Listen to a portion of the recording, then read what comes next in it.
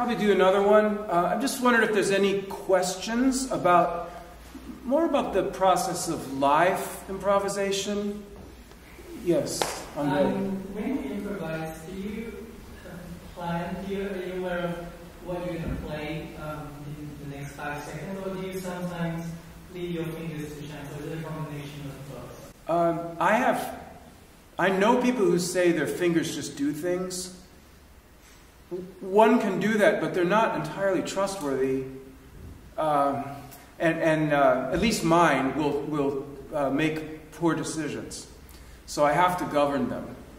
So I am always aware of what I'm doing harmonically. You know, the decisions that I make. Well, I'm going to, you know, raise the third, or lower the seventh, or modulate here. So I have to stay aware of it. I'm just not, I don't have enough raw talent to just let it go. I'm just a guy from Ohio.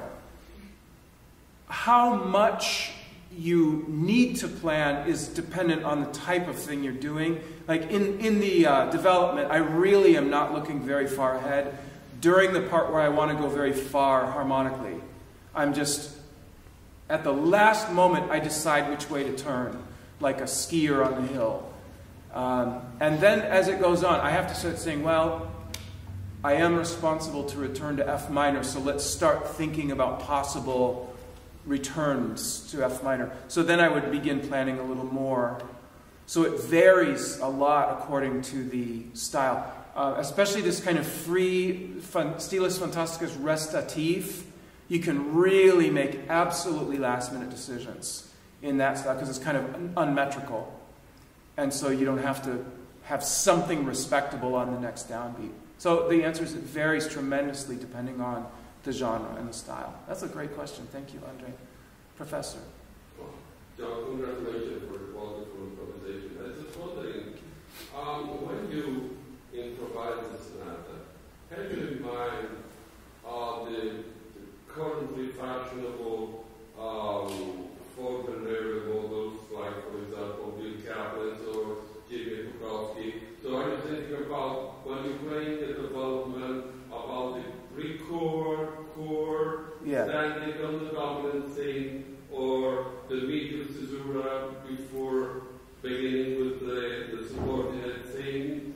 What is in your mind about the formal models? This is a very important question, which is one reason I'm improvising sonatas in secret, because I'm still asking a lot of questions about them, and such as, to what extent does one go with these forms?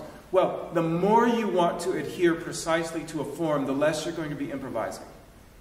So you have to make that wager and decide what you want to do. It's fine, whatever decision someone makes, because improvisation is always on a continuum. We're always playing music that has more of it and then less of it. So to me, it's not better or worse. It's just, what kind of musical experience do I want to create? In this case, I deliberately did something somewhat against those forms. I brought back the second theme at the end. In the E-flat major, I brought back the second theme in its original key rather than in the tonic. And the reason I did it was because I wanted to. Because I love, it sounds good in minor, but by the way, it's a 10-9-8 motion. It's just a partimento motion in Maljarou, in the early Romantic era. So it's 8, 7, yeah, 8, 7, 6, 8, 7, 6. Yeah, and then you harmonize it with the 10-9-8. So you have.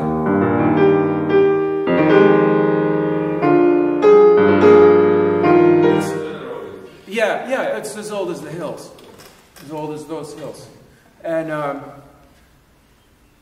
so sometimes I make decisions not to do the most academic thing, purely because I want to. So I follow a lot of rules in music, partimento rules and technical rules, healthy piano technique, all of this. But the most important rule of all, the most important music rule of all to me is play what you want to hear. You have to play what you want to hear. And so sometimes I just want to hear something a certain way, and I know it's not the right form. And someone who is smart will be in the audience and they'll go, aha, that was not one of Bill Kaplan's forms, which is what happened today. But I am okay with that. So I like interacting with those ideas, and sometimes I follow it, and then sometimes I make choices not to do it. And does it still sound like a sonata? Yeah. Yeah, but right. Yeah. All sonatas have chord to chord, and then the dominant in development, the countless sonata without a chord. Yeah, of course. Of course. Yeah, the people who don't cooperate with sonata form are the composers.